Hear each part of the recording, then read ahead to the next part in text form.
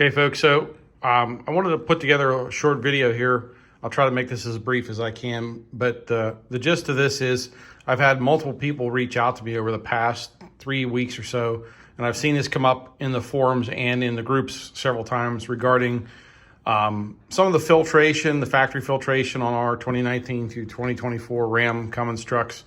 I've seen some questions regarding, should I upgrade to an aftermarket filter? Should I put an aftermarket filter adapter on? Are there other alternatives for the filters, and so on and so forth? So try to make this as quick as I can and go over the basic filtration specs of what you get when you have the factory system versus what you get if you put a filter adapter system on, and maybe clarify a few things and other things in the process, like fake filters versus real filters. So I want to start off with these two filters right here. When you buy a 2019 to 2024 Ram HD truck with the 6.7 Cummins engine in it, these are the two filters that come standard in the truck. These are the same exact filters that you would get if you bought these two boxes with Mopar and Mopar written on them. The only difference is you're buying them direct through the actual filter manufacturer and not buying through Mopar acting as a middleman. So this is the engine-mounted fuel filter, or what we call the final fuel filter. This is the frame-mounted filter / water separator that's underneath the bed of the truck. So let's start off with this one. So this one is the first one that your fuel sees in the fuel system. This filter is primarily responsible for pulling the majority of the water out and also doing the first cleaning on the fuel itself. So this filter, it's actually manufactured by Baldwin. If you buy the Mopar version and you look at the top of the filter, it may say on it Parker or Parker Hannifin. Parker Hannifin is the parent company of Baldwin. However, Baldwin, this division of Parker, is what's actually manufacturing this filter. So this is the filter that does the primary cleaning. It's also responsible for the water separation. It sits in a housing underneath the truck. In that housing, you get two extra features.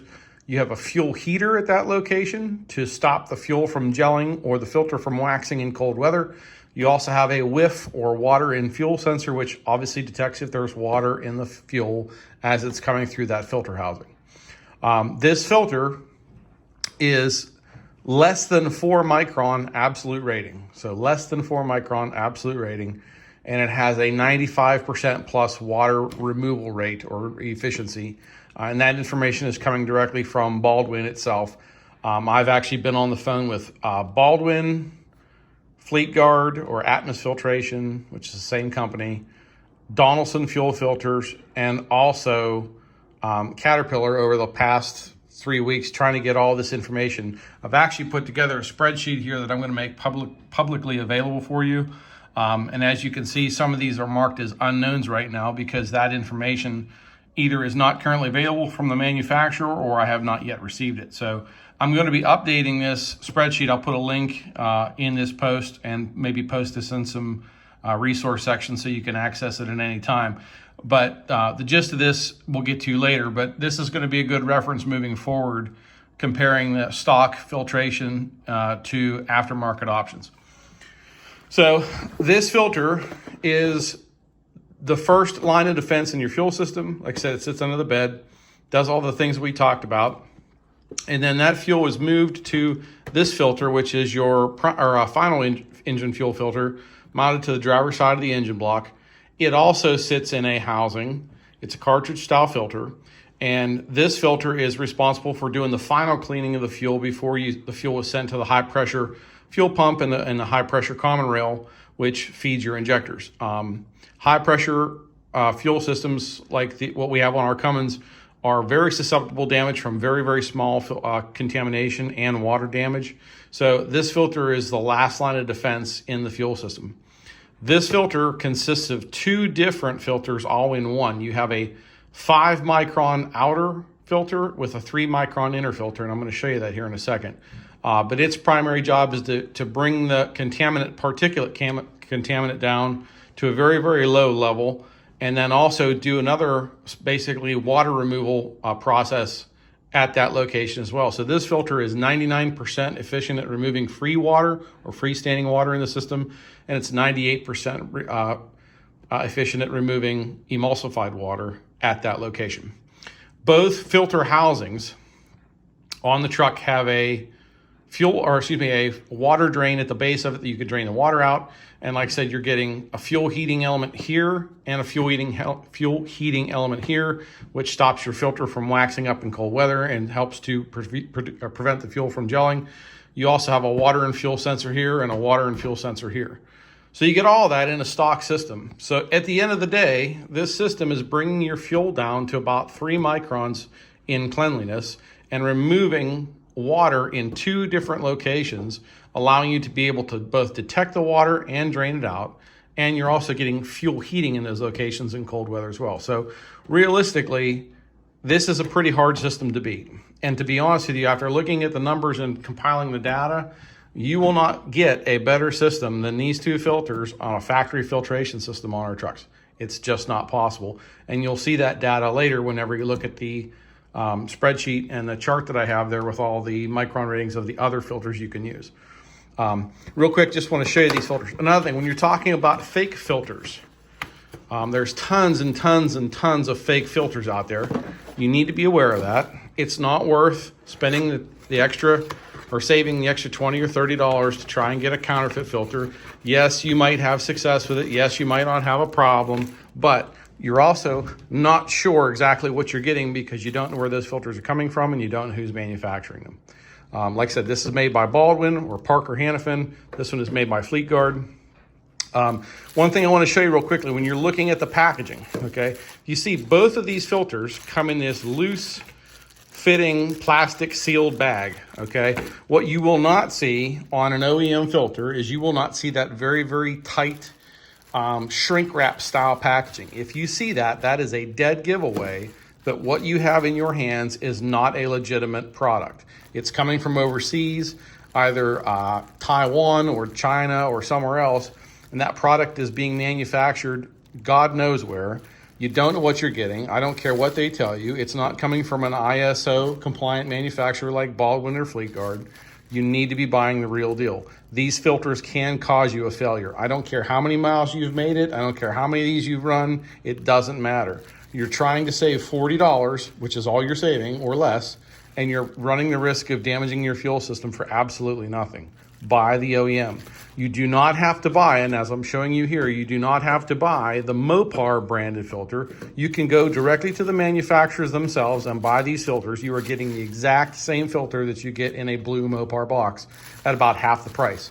I'm paying about, I think, $50 or $55 for this filter and about $70, $75 for this filter. So you have about $120, $130 wrapped up in both filters. Is it cheap? No. Is it expensive? Well, not really when you consider the cost of an entire fuel system replacement. You're looking at upwards of $12,000 to $13,000 or more if you damage the fuel system to the point that everything needs to be replaced. It's not worth it. Just go ahead and get these 2 filters. Where do you get these? Well, Gino's Garage or KLM Performance online are good resources. They're selling the Mopar branded versions of these at very, very, very reasonable prices. It's the exact same filter, high quality, guaranteed to be the right deal. They're legitimate suppliers and they're easy to work with. They have fast shipping. It's a good resource for all of our Ram truck owners. If you don't want to buy online and you would like to just walk into a store and purchase these, the best thing I can tell you to do is find a local commercial truck dealership or a local commercial equipment dealership that handles Baldwin and Fleetguard filters. Personally, I use the International Trucks dealership, which is about a mile from my house, but I've also used Freightliner before. Both of those dealerships can get these filters for me, and they charge a very reasonable price for what you're getting. So you have 2 options. You can buy them online at various retailers. You can also buy them locally in your regions, depending upon what dealerships you have available to you. I would absolutely recommend, beyond a shadow of a doubt, staying away from Amazon or eBay or places like that where you just do not know. I don't care what the title of the page says. I don't care what the seller says. I don't care what the reviews say. You are absolutely 100% not guaranteed to be getting a legitimate filter unless you are buying it through an authorized distributor locally, or you're buying from a place like Gino's Garage or KLM Performance that have been selling these filters for thousands and thousands and thousands of hours and hundreds and hundreds and hundreds of customers. out there using their materials, and they're guaranteeing you they're buying them from a reputable manufacturer. So they're getting the real deal. You're not buying cheap stuff. You're getting an actual legitimate quality filter at a very, very reasonable price. So obviously, as always, if you have any questions, you know I'm more than willing to answer them. These are what I use in my personal truck. I've had no issues with these, and they are guaranteed to be the real deal. I'm buying them direct through a authorized distributor. They work perfect in the truck. They're good for 15,000 miles as a pair. Typically, I'm changing them out around 10,000 miles, only because that's when I change my engine oil. I average about 20,000 miles a year in my truck, so I've just decided that it's easier to split the maintenance into two sections. I do two 10,000 mile services each year, changing both of the fuel filters, the engine oil filter, and also the engine air filter and cabin air filter as well. So those are those filters. Again, if you have any questions, please feel free. Shoot me a message, make a comment down below, and I will absolutely get you the information that you need. In terms of this spreadsheet, and I will post the link online, this spreadsheet, basically what I'm doing here is I'm compiling a list of the filter manufacturers and where these filters are used, their part numbers, and then all the ratings that I can get. If you see an unknown, that means that I either don't have that information currently and I'm working on getting it, or it doesn't exist out there, or it's not accessible to me. If by chance any of you that are watching this, if you have access to this data, any of this, or you go to look at this spreadsheet and you see places that you can fill in, if you can reach out to me with accredited information and help me fill in these slots, I would be very, very appreciative of that. I've done my best. I've spent about 3 weeks on the phone with these manufacturers trying to get this data. But it has not been easy. They're not always forthcoming with information. So this represents the best of what I have available as of right now. And you can see that this information is not anywhere near complete, but it does give a good basic overview of each filter that is available out there. On the left-hand side, I've marked where it says stock. These mean stock locations and stock filters for the OEM filtration system on the truck. Anything that is listed as aftermarket would be what we would consider one of the filter adapters, like a Black Market Performance or any of the other manufacturers out there that manufacture the aftermarket bases that you can use to replace these two fuel filter housings. These filters are the most common ones that I see referenced for those aftermarket filters. The chief two being this Caterpillar 1R0750 and this Cat 175-2949. I just want to make a real quick point here. I have not yet received any information back from Caterpillar on either one of these. For whatever reason, they are incredibly stingy with their information, but I have marked down temporarily some information from what I've been able to gather, and I want to confirm that. But a lot of these Cat filters, not necessarily the 1R, but almost guaranteed the 175-2949 is manufactured by Baldwin, because a lot of these Cat filters in this class are manufactured by Baldwin. If you see a Cat filter that has a part number that looks similar to this, where it does not have this 1R or numerical designation, these are a lot of times Baldwin filters. So this Baldwin BF 1268 is almost identical to this 175-2949. I believe they're indeed the exact same filter, just painted a different color. The same holds true for the engine oil filters that are being marketed as Caterpillar right now under that designation, but they are actually manufactured by Baldwin. So what I want to show you very quickly, and this is why I was getting to my main point, the Baldwin PF 46152, which is this filter right here, PF 46152, is the stock filter for stock location on a Ram pickup. It is manufactured for Mopar under that part number, but they are the exact same filter. It has a less than 4 micron absolute rating. And if you compare that to, let's say, this Baldwin right here, this BF 1268, which is one of the ones that you could thread on to an aftermarket filter adapter, look at the difference in absolute micron rating. You're going from less than 4 micron absolute rating on an OEM filter to 13 microns on an aftermarket. So this filter only filters down to 13 microns as opposed to 4 microns on the OEM. That's a substantial difference in particle cleanliness and efficiency in cleaning out the fuel. The OEM one is doing a much better job of that. The other thing I wanted to draw your attention to is that same BF1268 that is used on the aftermarket filter housings is only 88% efficient at removing emulsified water, whereas the OEM, I believe, is 95+%, and I'm working on that information. So again, not as good of a filter. Is it a cheaper filter over the OEM? Yes. Is it easier to install and remove? Yes. So you do have that advantage when you go with an aftermarket filter housing, but you are not guaranteed to get better fuel cleaning. Some folks are using this filter only, this CAT 175-2949, and replacing the factory filter with that one. Some folks are choosing to replace both the front and back filters, or both the frame and engine mounted filters. If you're replacing the engine mounted filter, you're using this 1R0750 CAT filter. It's very commonly marketed as a 2 micron filter. However, the 2 micron rating is coming from an old specification, an old ISO SAE testing specification that is no longer valid.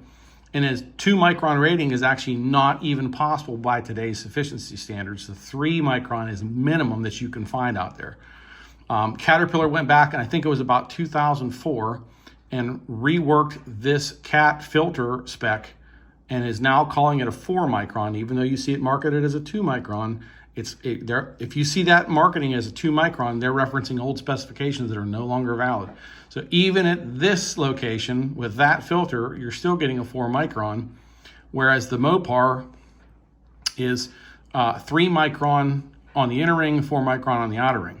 The other big thing is this 1R0750 is not a drainable filter. It has no drain in its base.